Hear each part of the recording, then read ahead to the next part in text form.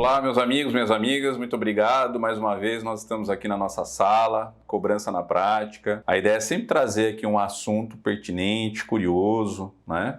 Para que possamos aqui dialogar, né? Trazer a você a nossa experiência, o entendimento, muitas vezes jurídico ou um entendimento que dá resultado, muitas vezes na profissão do analista ou do cobrador, né, dentro de algumas relações, podemos dizer, comerciais ou de consumidor, e que para você aí que está no dia a dia, né, trabalhando na área financeira ou às vezes no departamento de cobrança, como funcionário, né, como executivo para o credor ou como profissional liberal, dando sua consultoria financeira, né, ou também como escritório, né, montado, e você tem a curiosidade aí de eliminar algumas perguntas que muitas vezes os teus clientes te fazem, ok? Então hoje o tema aqui, deixa eu só recobrar, né, qual é o valor jurídico para os conceitos de reserva, sinal, inscrição, matrícula, adesão, demanda e consignação, tá ok? Primeiramente, eu quero trazer a vocês dentro dessa mesma ordem, e agora nós vamos falar sobre as relações de contratação a partir de um conceito reserva. Nós olhamos aí que diante ao empreendedorismo, né, é oferecido aos consumidores, às empresas, algumas formas, alguns meios, né, de se consolidar a relação jurídica contratual, não só do fornecimento, como também da prestação de serviço, tá?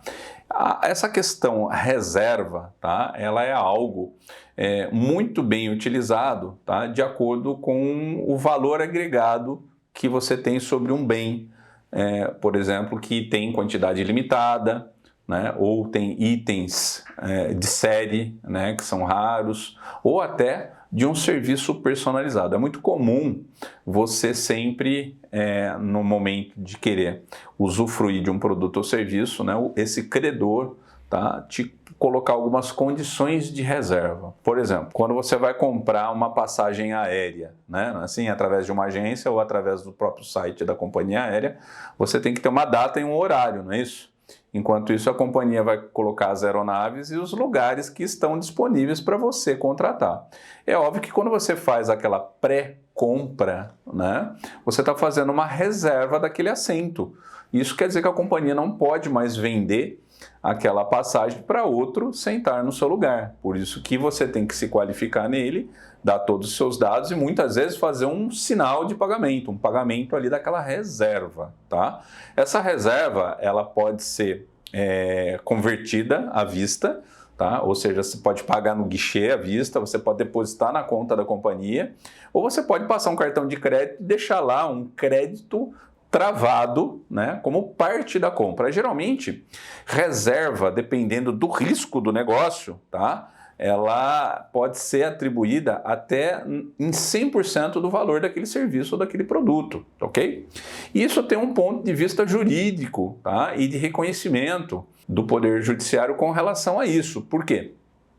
Digamos que você faz uma reserva da categoria A dessa aeronave e você tem assentos, dependendo da viagem, se for em temporada turística, limitada. Você tem ali no máximo 10 assentos, mas você faz uma reserva da categoria A, né? Mas em algum momento você desiste dessa viagem ou você simplesmente quer mudar o assento para a classe econômica, né? Será que eu vou pagar uma multa? Será que eu vou ter devolução do valor da reserva?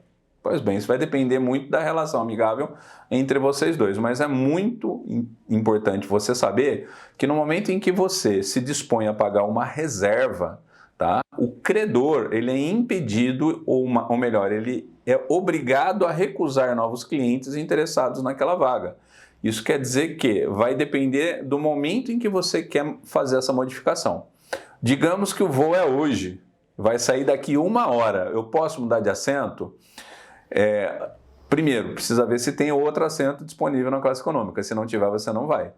Se você não quiser ir pela classe A, não tem problema, será cobrado a classe A mesmo você não indo, porque a companhia não consegue vender no balcão uma hora antes uma categoria A. Tá? Você é obrigado a pagar? Sim.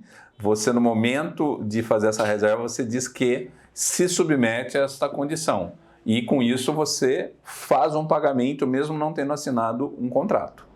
Isso também acontece muito nos eventos, por exemplo, um show. Quando você reserva uma cadeira para assistir um show, ou na arquibancada, ou às vezes até lá no gramado mesmo que a gente fala, né? Quando você vai ver um show de rock ou sertanejo, mas você paga lá aquele ingresso ou aquela inscrição para o show, né? Em algum momento, né, você vê que você não pode comparecer naquele dia, né? Aí, o que acontece? Aquilo que te assiste no seu direito é a perda daquela inscrição. Você não, aquela reserva, ela tem um entendimento, essa inscrição tem um entendimento de reserva e você não tem dinheiro devolvido porque a desistência foi sua nessa relação de reserva, ok? Por isso que é muito comum as pessoas que compram ingresso não podem ir e revende para um amigo, um conhecido, tá? Porque não tem devolução. O contrário também acontece. Muitas vezes o artista, né, por algum motivo, ele não pode dar o show. Então a bilheteria tem que devolver o dinheiro para o consumidor, tá? Muitas vezes, né, esse dinheiro ele pode até ser devolvido parcialmente ao consumidor. Principalmente se a organização do evento, tá? Ele não é o responsável sobre o não comparecimento do artista. E aí o que acontece? O artista passa a ter que participar indenizando o restante, né? O organizador ele tira os serviços dele, produzido por esforço, devolve a diferença para cada comprador do ingresso, né? E cabe a cada pessoa entrar com uma ação contra o artista para receber a diferença, tá ok? Então é assim que funciona a questão reserva.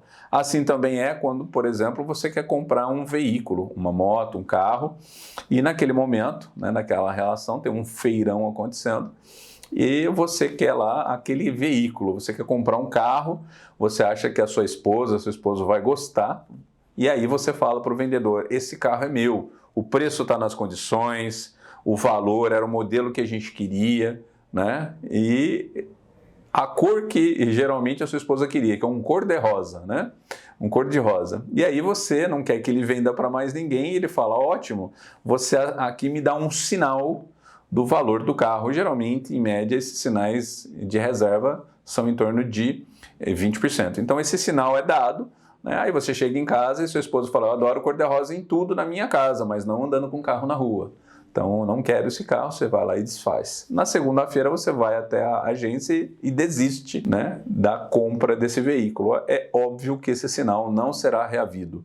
Você pode tentar procurar as delegacias do PROCON ou entrar com uma ação judicial, mas, nesse caso, o vendedor tem prova farta e suficiente de mostrar que deixou ou recusou as vendas para que você tivesse a garantia de compra desse produto. Então, essa questão reserva, tá? Ela é muito comum, ela é saudável, ela é reconhecida pelo Código do Consumidor e também pelas leis cíveis, tá? Sobre uma garantia. E geralmente, tá? Essa reserva, ou ela é exigida pelo credor, ou ela é exigida também pelo consumidor, né? Então, muitas vezes o consumidor é que tem receio de perder aquela oportunidade e ele é que propõe a reserva.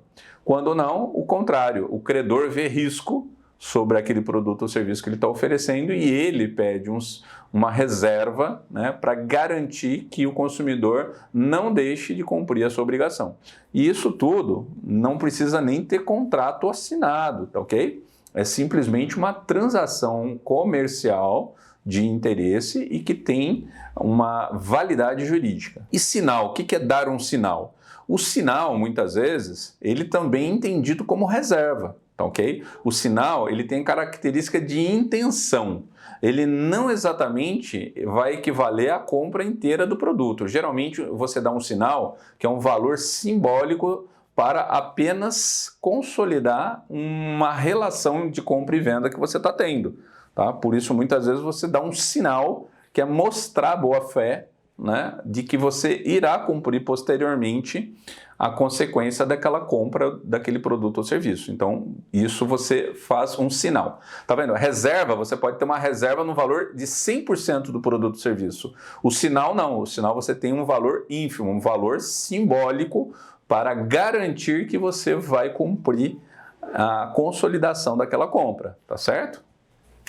E aí, obviamente, você não tem a devolução do seu sinal caso você venha desistir. Agora, se aquele que está pretendendo vender e o dia que você for lá usufruir ou tomar o serviço ou levar a mercadoria não estiver, aí a coisa se inverte. Ele tem a obrigação de devolver esse sinal, porque quem descumpriu foi ele, tá ok? Então, lembre-se, essa relação é sempre bilateral, tá? O direito de um e o direito de outro. Agora nós vamos falar sobre a questão de adesão, tá? Vou falar isso agora para ordenar essas consolidações. Adesão, o que que é?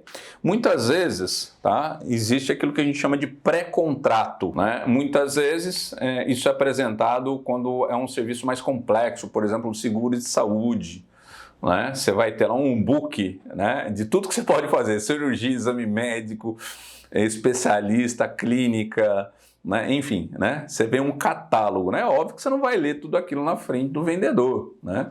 O que é muito bem sugerido é que existe uma proposta de adesão, que são cláusulas que existem no contrato oficial, né, e que são importantes e destacadas aí para você, consumidor, apenas, né, olhar os pontos principais de uma relação que você vai consolidar no futuro com o contrato efetivo, né? Então, muitas vezes a pessoa vem com uma proposta comercial, olha a palavra, a proposta comercial nada mais é do que uma proposta de adesão. E essa proposta de adesão, ele é um pré-contrato, ele não é um sinal, ele não é uma reserva, mas ele é um pré-contrato que terá validade parcial, tá? Esse pré-contrato ele nunca tem validade total, tá vendo? Porque ele é pré, né? E ele terá sim um valor que vai suprir um esforço muitas vezes de venda daquele produto ou serviço. Por exemplo, se você não quiser concluir o seu contrato de plano médico, tá? Você vai lá e cancela o contrato de adesão. É óbvio que esse contrato de adesão, você também pagará um valor ali no ato dessa adesão. E lógico, se você desistir do contrato efetivo, você perde o valor que você deu junto com o contrato de adesão. Geralmente, o valor equivalente ao contrato de adesão é o que supre as despesas comerciais. Por exemplo, é a despesa que a empresa teve de propaganda, de contratar um funcionário para te atender e vender, muitas vezes aquele autônomo, né? Muito comum nessa área de seguro médico ter um corretor autônomo vendendo vários planos de saúde, né? Então ele dispôs ali de tempo para te explicar como é que funcionava o plano. Você quis naquele primeiro momento, pagou por isso, mas depois você tem o direito de não efetivar essa contratação e, portanto, você quer rescindir na fase do pré-contrato ou na fase do contrato de adesão, tá? Então assim você elimina essa primeira fase, mas dificilmente, se você for aquele que quer desistir, vai reaver o valor dado equivalente nessa adesão, ok? Agora, se a coisa for o contrário, mais uma vez, né? Aí é a operadora que tem que cancelar o contrato de adesão, devolvendo o valor pago por aquela adesão. Por quê? Porque ela não cumpriu o sequencial do contrato. Ah, mas Caio, isso aí pode não acontecer. É o que mais acontece em plano de saúde. Hoje, de acordo com as novas regras da ANS, por exemplo, muitos pacientes com idade avançada ou com alguma doença já estabelecida, dentro das regras da ANS, quando você entra no novo convênio, você passa sim por um exame médico perício para saber se você já não tem uma doença já pré-estabelecida, por exemplo, um tratamento de câncer, né? Porque o preço de um plano de saúde para quem está sadio é um preço de plano de saúde para quem está já em tratamento de uma doença é outro. E dentro dos termos onde você declara a sua saúde física, é passado agora por uma perícia. Digamos que você se declarou bem de saúde, mas na perícia foi diagnosticado que você tem um câncer, né? E aí a empresa, ela até vai te oferecer um novo contrato, mas não de acordo com aquele pré-contrato. Por quê? Porque a tua condição mudou. Porque em algum momento aqui foi descoberto que você tem uma doença que vai custar muito mais ao plano do que aquela proposta inicial. Nesse caso, a companhia ela cumpre o papel dela de te apresentar o contrato efetivo com um valor diferente e você, nesse caso, se não aceitar, né, pode, lógico, em devida negociação, aí não é uma coisa certa judicialmente, né, pode ter o seu dinheiro do pré-contrato devolvido, né, parcialmente ou integralmente, tá? Ou não ser devolvido, até porque você também se declara bem de saúde e depois foi provado que você, né, passa por um tratamento de saúde, tá ok? Então, tá vendo essas relações, né? No primeiro momento, a adesão, ela se dá assim, tá certo? A adesão é algo que você concorda em, lá na frente, cumprir certos estabelecidos, tá ok? Bom, agora nós vamos falar sobre inscrição, né? Inscrição é utilizado muitas vezes, né, para escolas, né, onde você vai participar, né, de uma triagem, né, de candidatos. É muito comum a escola ter vagas limitadas, né, e você, né, para participar de uma dessas vagas, você se submete a uma inscrição. Essa inscrição, né, nada mais é do que o cadastramento desses interessados. É um serviço que pode ser oferecido gratuitamente, como também pode ser cobrado para fazer isso, né? Então, essa inscrição paga, geralmente se paga inscrição no ato, né, é para a organização, tá, de candidatos. Também é utilizado para competições, por exemplo. Quando você quer participar de um torneio, né, de uma maratona, você tem que se inscrever. Muitas vezes essa inscrição ela é paga. Ah, mas no dia eu não pude participar da corrida. Beleza, você não vai receber a sua inscrição de volta, porque o serviço de organização do evento foi realizado a partir do dinheiro da sua inscrição. Então tá tudo certo. Agora, se a corrida for cancelada, mais uma vez, assim como é o conceito lá do ingresso, a inscrição é devolvida, tá ok? E aí, nesse caso, você vai receber a sua inscrição de volta, tá ok? Muito parecida aí com o sinal, tá? A diferença é que o sinal, ele é muito próximo ao entendimento da reserva do que a inscrição. A inscrição, ela é, digamos assim, ela tem um entendimento muito perto do que seria a adesão, o pré-contrato, né? A diferença é que a inscrição ela é um pré-requisito a uma fase maior, uma fase mais efetiva da coisa, tá ok? Então é muito comum se cobrar valores para inscrição. Essa inscrição nada mais é do que um serviço dessa organização, onde você concorda e estabelece ali um valor, né, que geralmente é um valor irrisório, tá? Ele nunca é o valor todo da situação. Tá? Por isso que ele tem aí uma equivalência em termos de valor como sinal. Tá? Ele nunca é o todo da coisa. Agora, já falando sobre a questão educacional, né, aquilo que vem depois da inscrição é a matrícula. Né? O que é o conceito matrícula para o Poder Judiciário? A matrícula tem um entendimento também como a reserva, né? Como se fosse um evento, como se fosse um show. Né? Quando você faz a matrícula, né, você garante dentro da lei educacional a reserva daquela cadeira em sala de aula para o aluno. Então, por isso você se matricula. Quem se matricula tem o direito e a garantia de ensino, nesse caso, do educacional. Ele se matriculou, ele se candidatou e a outra parte validou essa matrícula, tá ok? Geralmente o valor de matrícula ele é maior do que o valor de uma inscrição, tá ok? Equivale geralmente a matrícula o valor de uma parcela ou de uma mensalidade escolar, tá? Só para você ter uma ideia, né? Ele não vale o contrato, né, do ano letivo, mas ele vale uma fração de um 12avos, equivalente a uma parcela, uma mensalidade. Esse é o preço da matrícula. Quando você não quer mais concluir essa matrícula ou você quer desfazer a matrícula, sim, você pode, dentro das leis educacionais, você tem os seus meios previstos, né? que inclusive antes do cancelamento você pode trancar a matrícula, né? Que muitas vezes você continua tendo a reserva, apenas você não toma o serviço educacional. Né? Você pode pedir transferência dessa matrícula. Você continua matriculado, só que você sai de uma instituição de ensino e vai para outra. Né? Isso que a lei da educação permite você transitar. Aqui não tem devolução de dinheiro, ok? E a instituição receptora tem que acolher você por conta da lei educacional. É só isso. Agora, o trancamento sempre tem prazo, tá? Ele nunca é infinito. Eu vou trancar o meu curso de administração por 10 anos. É lógico que daqui 10 anos as disciplinas do curso de administração serão outras, né? Assim também como o curso de direito, contabilidade e outras faculdades que estão aí.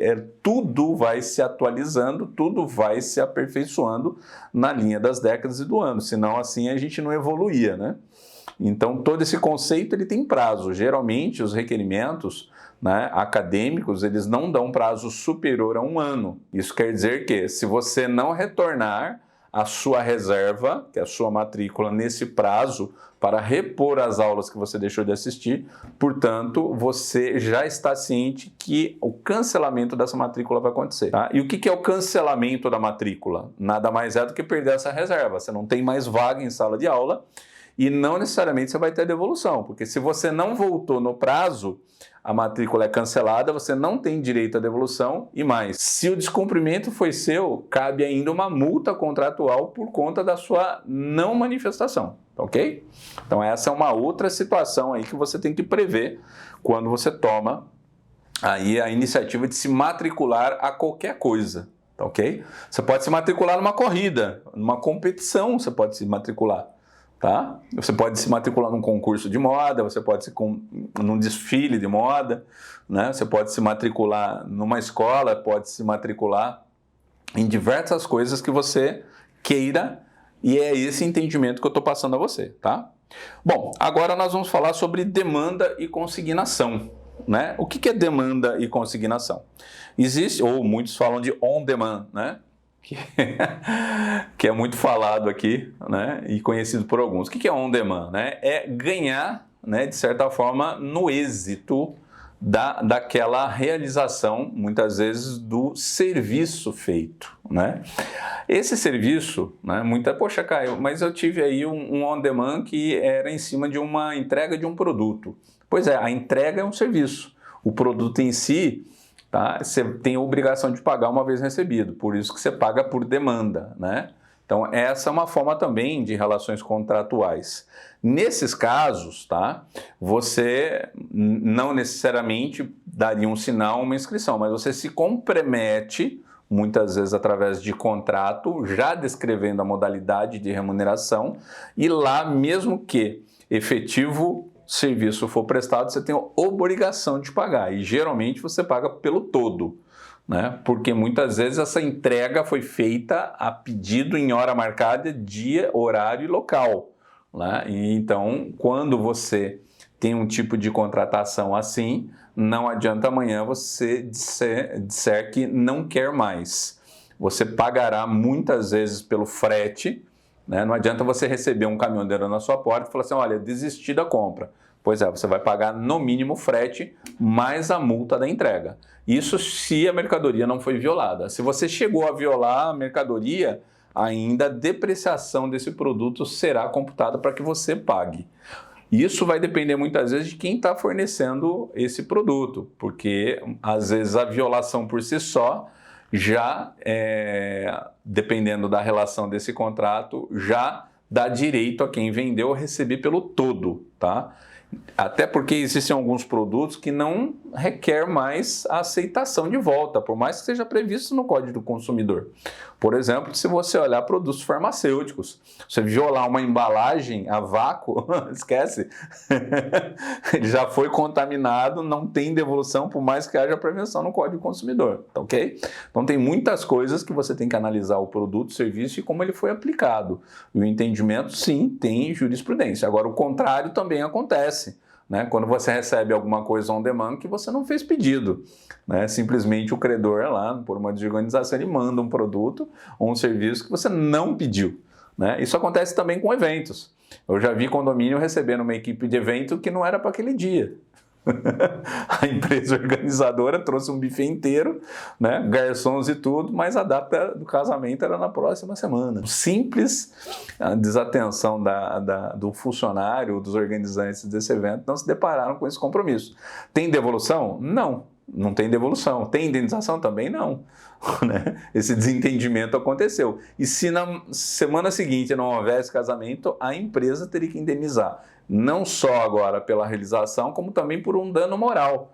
Né? Quando se faz um evento como esse, por exemplo, existem convidados, né? Não só a parte preparatória dos noivos para poder se casar, padre, um monte de coisa. Você imaginou se a equipe do buffet não aparece no dia, no casamento? Né? Então, existe não só o serviço que não foi prestado, mas existe um trauma psicológico, principalmente dos interessados, que são os noivos, e também os seus participantes, né? Por essas e outras.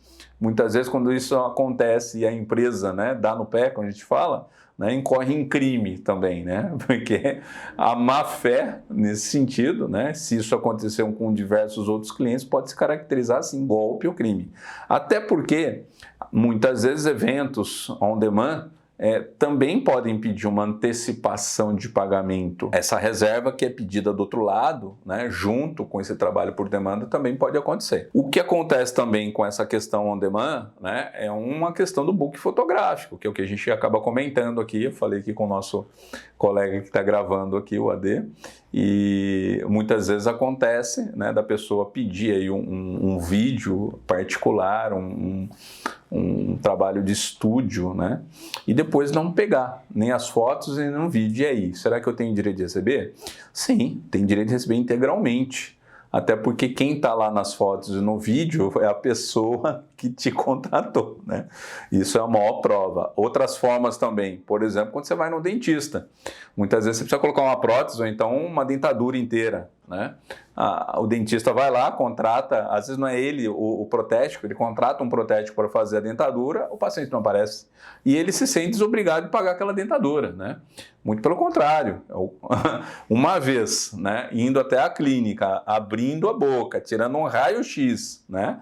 Porque é um produto sobre medida, né? Essa dentadura não serve para a boca de mais ninguém, é só a sua, né? E essa arcada dentária sua, que é a única como uma impressão digital, ela só serve para você. É óbvio que você tem a obrigação de pagá-la, tá? Se você não quiser retirar mercadoria, é um direito que te assiste. Ninguém vai obrigar você, né? Nem a polícia ir lá e pegar uma coisa que você não quer mais. Mas não quer dizer que você não tem consequências, né? O serviço do profissional tem que ser pago, todo material utilizado tem que ser pago também. Então não é só o dentista, o fotógrafo, se gastou memória, se alguém revelou essas fotos, então gastou filme, né? Se tudo aquilo que foi movimentado para fazer você não quer mais, tá? A tua obrigação está nata no produto. Por exemplo, como um alfaiate. Uma coisa é você ir lá numa loja de departamento e comprar uma cópia de uma roupa. Essa camisa que tem mais de 1000 camisas nas lojas de departamento. Ou não, eu quero ter uma camisa única com abotoadura. Então eu vou num alfaiate que vai medir o meu corpo, né, as minhas formas físicas, e ele vai desenhar uma roupa para mim. Então a roupa do Caio, ela é única. Ah, mas eu não consumi porque eu não peguei o produto. Mas quando você foi lá, na fase do pedido, você se dispôs, essas medidas foram tomadas, você confirmou a confecção e agora você tem a obrigação de pagar, independentemente de você levar ou não produto. Entenderam? E por fim, então, agora nós vamos falar sobre consignação. O que é isso? Bom, existem também várias categorias de serviços prestados também de fornecimento em consignação, tá? O que é consignação? Olha a palavra, né? Ela sugere algo a êxito também. Muitas vezes essa consignação é utilizada para imobiliárias ou para corretores de imóveis, né? Muitas vezes é muito comum você anunciar, né, uma pessoa que quer vender ou alugar um imóvel, ele anunciar em diversas imobiliárias ou com diversos corretores. Todos eles vão tentar trazer um interessado, né, para realizar um negócio contigo. Uma vez, né, consignado esse imóvel a um profissional, né, que não necessariamente é exclusivo, né, isso vai depender se você vai assinar algum contrato com eles ou não, né? Se você não assinar contrato nenhum, então não tem exclusividade. Então você pode ter mais de um corretor, tá ok? A diferença é que dentro da ética profissional, aquele corretor que trouxer um interessado e que der frutos de negócio, ele tem direito ao percentual da sua corretagem, quer seja de aluguel, quer seja da venda, da compra e venda, tá ok? Agora, se você firmar um contrato de consignação por exclusividade, é óbvio que você não pode estender essa oferta de consignação para outros profissionais, porque senão você vai ser obrigado a indenizar esta empresa da mesma forma que você vai remunerar outro. Você imaginou? Você fecha um contrato com uma imobiliária de venda ou de locação com exclusividade, sem se atentar à cláusula do contrato, você coloca mais 2 ou 3 imobiliárias. A imobiliária que não te pediu o contrato conseguiu um cliente e locou ou comprou e vendeu, deu êxito nesse negócio, você remunerou esta. A outra imobiliária descobre que você fez esse negócio e o contrato que você assinou estabelece a venda por exclusividade. Isso quer dizer que, de acordo com a lei, você também terá que pagar essa imobiliária, porque era cláusula contratual. Se você vai pagar toda a corretagem ou não, vai depender do compromisso. Muitas vezes acontece das 2 imobiliárias mandarem o mesmo candidato, tá? E quem é o vitorioso? Se você pagar o contrato errado, você vai ter que pagar o certo, porque se as 2 indicaram, aquele que tem exclusividade terá o direito 100%, aquele que não tem contrato, né, no máximo uma indenização sobre a indicação. Então é aí que você vai ter que olhar com bons olhos. Outra forma de contratação por consignação, muitas vezes é a venda de um veículo, né? Quantos proprietários particulares não querem vender o seu carro seminovo ou usado? Você, no seu dia a dia você não tem tempo de anunciar, e mesmo que fizesse seria perigoso. Então você quer a garantia de um estacionamento, um profissional aí que possa vender o seu veículo, né, a troco de ganhar um percentual sobre a venda daquele veículo, né? Nada mais é que uma comissão que ele tem direito sobre essa venda. Para o usuário, né, parece que é uma coisa simples. Você simplesmente deixa o carro, né, naquele estacionamento, e o combinado é que aquele vendedor vai fazer anúncios do seu veículo tentando atrair pessoas interessadas para comprar, né? E é lógico, ele pede aí um percentual, geralmente de 10% a 30%, sobre o valor do seu veículo, né? E aí vai depender, lógico, como ele já é uma pessoa especializada, perita nessa área, ele que vai, né, anunciar no valor de mercado, né, e tentar vender. Lógico que se ele vender com preço melhor, aí a comissão dele é melhor. Se ele vender com preço menor, a comissão dele é menor, né?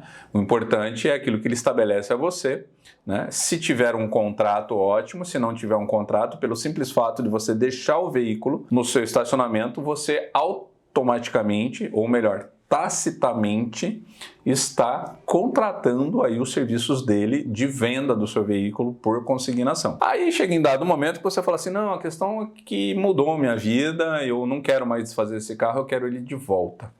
Tá? O que vai acontecer, né? Você tira o seu carro sem pagar nada? Pois bem, só se ele deixar. Por quê? É de direito a quem teve o esforço de venda nessa relação, tá, cobrar um valor no mínimo para suprir os gastos que ele teve. Tá? Agora, se tiver um contrato assinado e uma prevenção de que independentemente dele vender ou você retirar, você vai pagar o mesmo percentual, então prepare-se, porque na lei você terá que pagar. Muitas pessoas entendem isso como injusto. Dentro do meu ponto de vista, eu não tenho esse entendimento. Até porque, olha só, se você tem um estacionamento, por qualquer que seja o tamanho dele, ele tem vagas limitadas. E uma vez que o teu carro ocupa aquela vaga no estacionamento, se fosse um estacionamento diário ou por hora, você pagaria a estadia dessa vaga, no mínimo. Fora ainda o esforço de venda, um profissional anunciando, atendendo pessoas interessadas, oferecendo a teu patrimônio para quem quer que seja. Então, além da locação do espaço, nós temos aí a prestação de serviço de venda, a assessoria de vendas.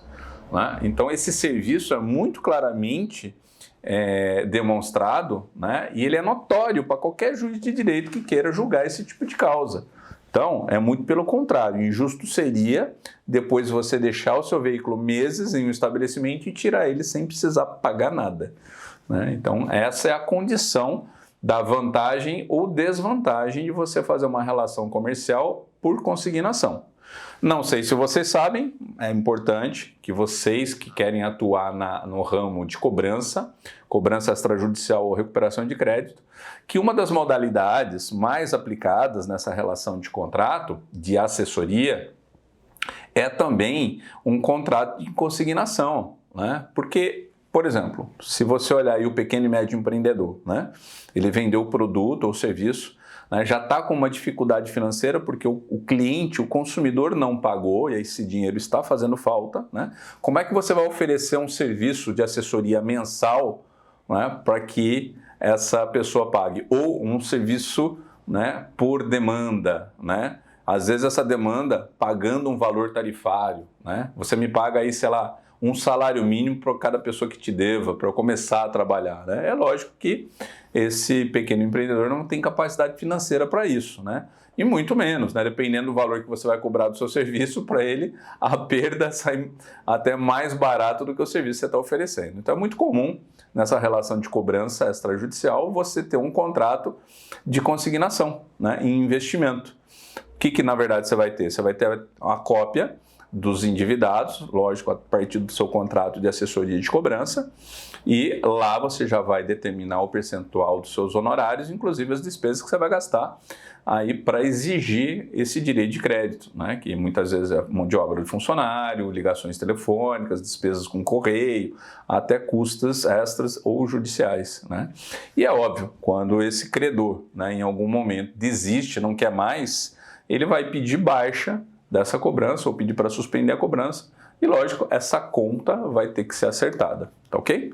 Isso também acontece com o advogado, quando você pede para um advogado entrar com a ação e depois você quer desistir da ação, né? O que é desistir da ação, né? Você tem todo o direito de não continuar no litígio, você pode baixar essa ação, mas vai pagar os serviços do advogado, né? Porque o advogado, independentemente da sua decisão, ele cumpriu o que você queria.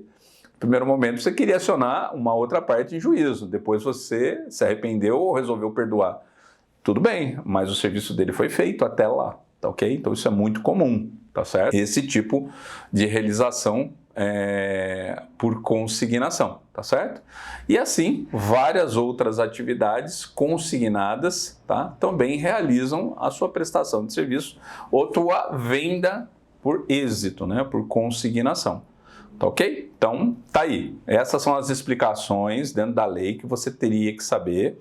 São coisas que, muitas vezes, você precisaria comparecer na frente de um advogado, né, para que te fornecesse esse tipo de informação detalhada.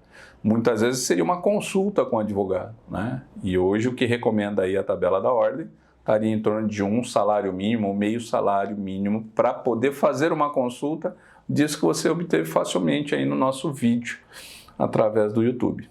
Espero que eu tenha esclarecido todas as dúvidas sobre esse tema. Quem quiser fazer a sua pergunta, por favor, escreva na página. Se for simples, eu vou responder aqui mesmo. Ou, se for alguma coisa que interesse a outras pessoas, eu vou fazer um novo vídeo para que todos aí sejam esclarecidos, tá ok? Então, por favor, se inscrevam na nossa página para estar sempre recebendo uma novidade. Mandem aí também os temas que vocês querem falar, né? Eu vou produzir aqui, vou estudar sobre o tema, se eu não souber. Se eu souber, eu já vou fazer um vídeo rápido para você esclarecer todas as suas dúvidas, tá ok?